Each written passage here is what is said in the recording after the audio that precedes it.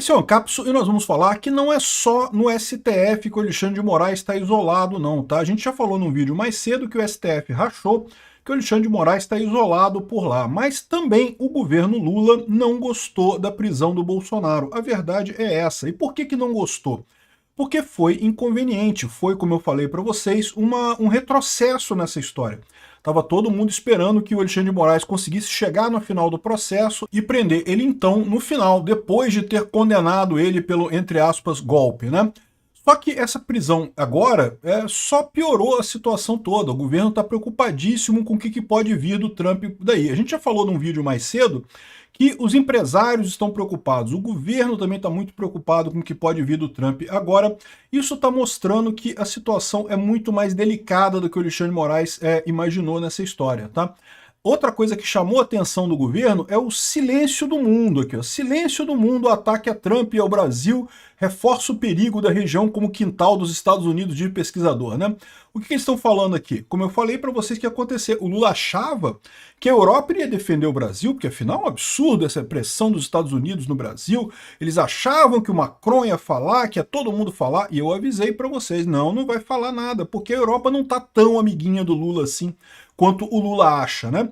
Ah, mas teve o fulano de tal lá que reclamou, tem um monte de esquerdista que vai falar, né? Os esquerdistas vão falar tudo, mas países se posicionarem a favor do Brasil, meu amigo, só a China, e olhe lá, e nem falou tanta coisa assim, né? Ou seja, o Brasil ficou isolado, quintal dos Estados Unidos, é a conclusão que o pessoal está chegando. Aliás, até o Gabeira faz um artigo aqui meio que dizendo, ele critica o Trump, evidentemente, mas fala que, ó, galera, lamento informar, não tem muito pra onde correr, não.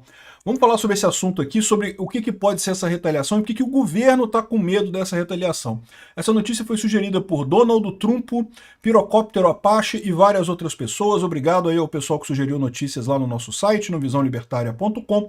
E obrigado a você que está assistindo o nosso vídeo. Se você gosta do nosso conteúdo, por favor, deixe o seu like, se inscreva aqui no canal, né? Então, o secretário dos Estados Unidos, o número 2 lá do Marco Rubio, lá do Departamento de Estado americano, ele colocou aqui, ele criticou a chamada ditadura jurídica no Brasil. O ministro convenientemente caracteriza a ação de Bolsonaro como obstrução de justiça. Os impulsos orwellianos desenfreados do ministro estão arrastando sua corte e seu país para o território desconhecido de uma ditadura jurídica, afirmou o diplomata, né? Então, o que ele está dizendo aqui é que, evidentemente, não teve obstrução de justiça nenhuma, né? Bolsonaro não fez absolutamente nada que não fosse se comunicar com as pessoas, e isso não é obstruir justiça em lugar nenhum. Enfim, foi uma crítica dura do cara que é um diplomata. Lembra, o Ministério do Marco Rubio lá, o Ministério das Relações Exteriores, é um ministério de diplomatas, né? Seria o equivalente ao Ministério das Relações Exteriores aqui no Brasil. O Marco Rubio, evidentemente, é um político, não é um diplomata, mas toda a estrutura debaixo dele são os diplomatas americanos, né?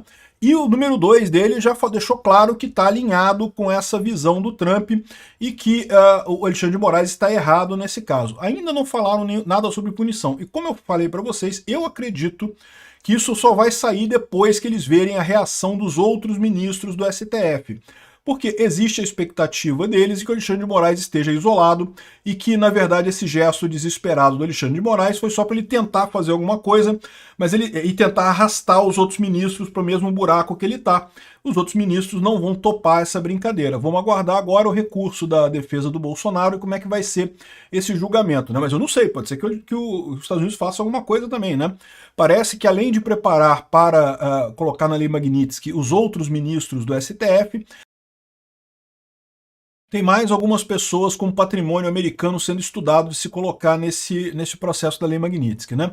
Veja, a Lei Magnitsky ao Alexandre de Moraes, ela já influencia a esposa dele. A esposa dele já está sancionada porque pessoas próximas a ele são vistas como maneira de burlar a lei.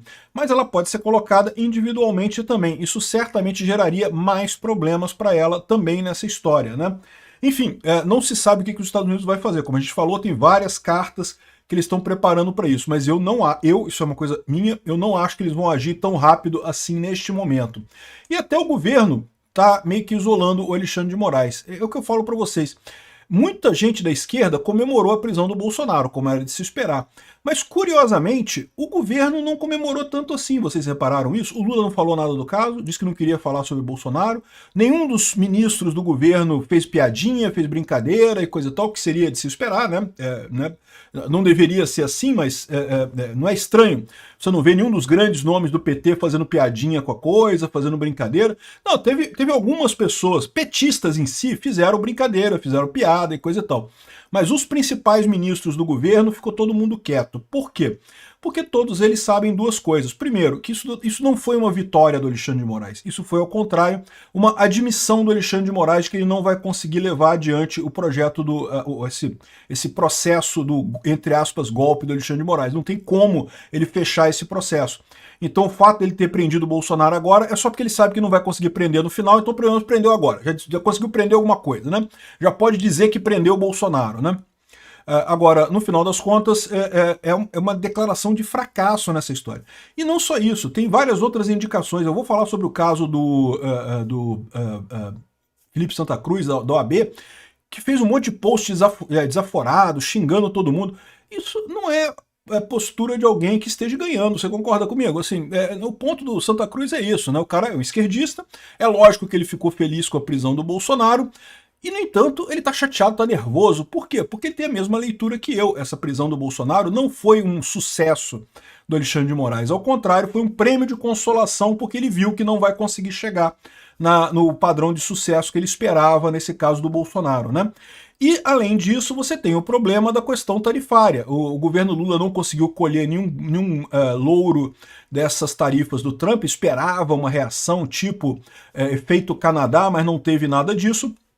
E daqui para frente a situação só piora, porque agora a economia vai começar a ser impactada por essas medidas, e daí o Lula vai ficar com a parte ruim da história, que é chegar ano que vem, na época da eleição, com uma economia ruim, e aí não ter condição nenhuma de fazer nada para tentar ganhar a eleição ano que vem, né? Então aqui, ó, governistas temem efeitos da prisão de Bolsonaro sob negociação com os Estados Unidos. Havia uma expectativa, né, de que foi assinado o ato semana passada com sobretaxa de 50% dos produtos importados do Brasil, com uma lista de 700 exceções. Muita gente está falando que é muita coisa essas exceções, mas é 20% do que o Brasil exporta para os Estados Unidos, não é tanta coisa assim não. O tarifaço entra em vigor nessa quarta-feira, dia 6, amanhã, e no final das contas eles estão dizendo que isso daqui não vai ajudar a negociação, ou seja, não consegue se negociar com o Trump agora em cima da hora dessa situação. Admitem também a possibilidade de vitimização do ex-presidente. É muita sacanagem. Ele está se vitimizando. Meu amigo, ele é vítima. Ele é vítima, ele está sendo perseguido. É óbvio que ele é vítima nessa história, né?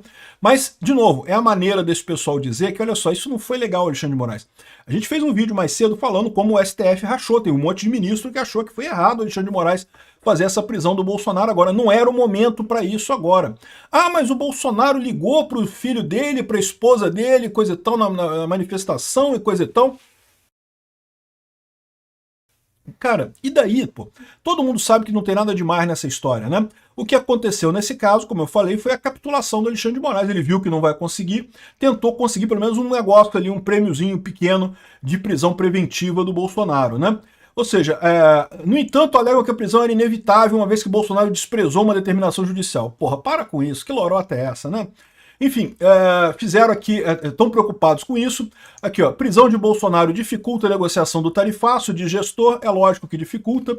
Mais do que isso, deve vir mais coisa por aí. Eu só não acho que vai acontecer imediatamente agora, mas deve vir mais coisa aí em termos de sanção dos Estados Unidos para o Brasil, justamente em função de complementar essa história. Mas vamos ver o tempo para o pessoal dar um jeito de resolver aqui, né?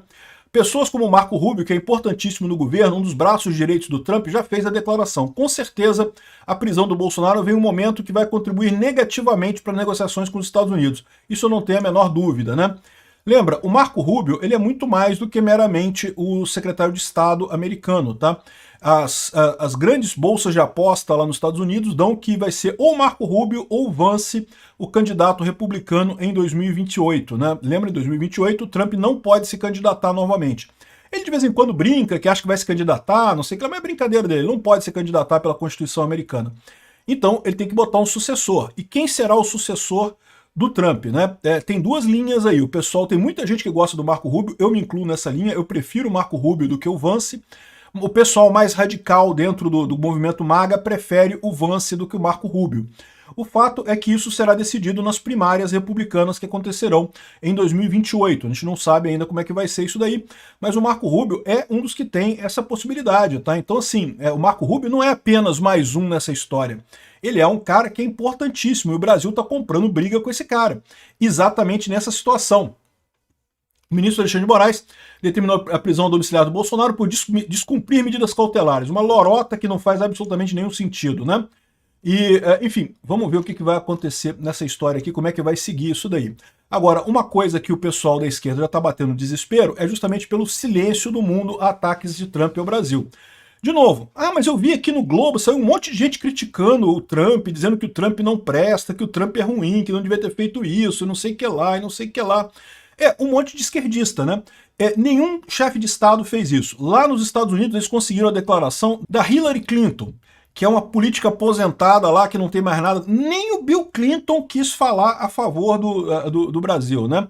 Ou seja, mas teve o prêmio Nobel, o tal do Krugman lá, que falou que é absurdo que o Brasil, que os Estados Unidos estão fazendo com o Brasil. Cara, aquele cara é doentemente comunista, doentemente esquerdista.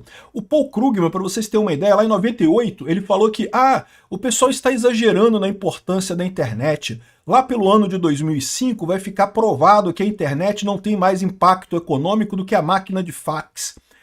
E você sabe o que é uma máquina de fax? Se você for novo, você nem sabe o que é isso. Na nossa época foi uma revolução fantástica. Você podia botar um documento e saía do outro lado, né? Uma xerox à distância, né? E, pô, era muito bom naquela época, não tinha e-mail, não tinha internet, né? Ou seja, hoje em dia o fax simplesmente não existe. E a internet, basicamente toda a nossa vida hoje em dia gira em torno da internet, né? E esse é o Paul Krugman que esse pessoal adora tanto. Por que o pessoal gosta dele? Porque ele é esquerdista pra caramba, ele é totalmente democrata, totalmente contra o Trump, briga pra caramba, e, enfim... Ou seja, eles conseguiram apoio de pessoas. Algumas pessoas falaram, mas nenhum Estado se posicionou ajudando o Brasil. Eu sempre avisei para vocês que isso era uma ilusão do Lula. O Lula achava que a Europa ia tomar as dores do Brasil, ia brigar com o Trump. Não, porque nossos amigos na Europa sempre criticam o Trump e coisa e tal. Mas tem dois problemas nessa história. O primeiro problema, que o Lula não ajudou a Europa quando a Europa precisava, né? E a Europa estava precisando por conta da guerra da Ucrânia com a Rússia. O Brasil poderia ter ajudado, escolheu não ajudar a Europa. Então, embora seja verdade que a esquerda lá na Europa, né, muita gente na esquerda na Europa até goste do Lula, goste de ver o Lula brigando com o Trump, coisa e tal, porque não gosta do Trump, mas os estados em si não viram posição para defender o Lula nessa história, né? Os presidentes, mesmo aqueles de esquerda, não quiseram defender o Lula. Além disso, tem um outro fator que todos lá estão negociando com o Trump também. Todos eles estão com medo de defender o Brasil e acabar se ferrando na sua própria negociação. Então, meu amigo, e eu avisei que isso aconteceu. O Lula achou que ia ter um monte de gente defendendo ele. Não teve ninguém defendendo o Brasil. Ninguém. Mas o fulano falou... Então, de novo, pessoa física. Pessoa física falar isso aí, meu amigo, não quer dizer nada. Não teve nenhum país, de fato, defendendo o Brasil, né? E a situação chega a um absurdo que tem essa coluna aqui do Gabeira. Vocês sabem, o Gabeira é um ex-comunista e coisa e tal, da extrema esquerda aqui no Brasil. É proibido de entrar nos Estados Unidos, ele não tem visto perpetuamente, ele é proibido de entrar nos Estados Unidos. Se entrar, vai ser preso, porque ele participou de um sequestro ao embaixador americano aqui no Brasil, lá na época da ditadura militar. Aí ele faz aqui um artigozinho falando, que absurdo, o Trump é mauzão, o Trump é ruim, o Trump não podia ter feito isso, não sei o que lá.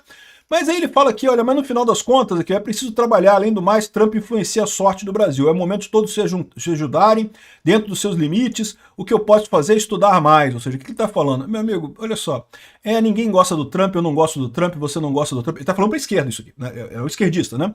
A gente não gosta do Trump, mas a verdade é a seguinte, não adianta ficar nessa postura, vamos criticar o Trump, mas e aí? O que vai resolver isso? O Trump não vai voltar atrás, ele não vai falar, realmente o Lula me criticou, então vou voltar atrás. Não vai acontecer isso, né?